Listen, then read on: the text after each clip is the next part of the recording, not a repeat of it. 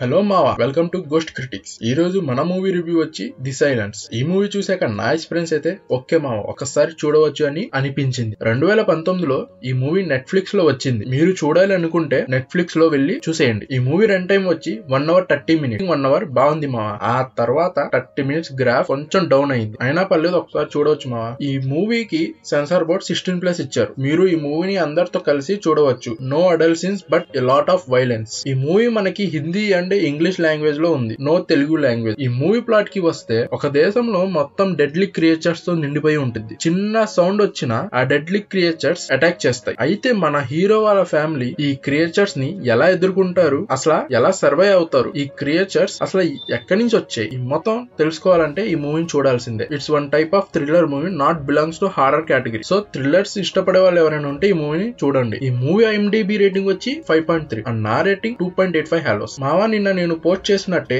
ఈ రోజు నుంచి మన గోస్ట్ క్రిటిక్ ఛానల్లో thrillers and horror movies and web series reviews ఇవ్వడం జరుగుతుంది. సో ఇంకా ఎవరైనా మన ఛానల్ ని సబ్స్క్రైబ్ చేయకపోతే ప్లీజ్ సబ్స్క్రైబ్ చేయండి. ఈ ఛానల్ ని సపోర్ట్ చేయండి. Thank you for watching.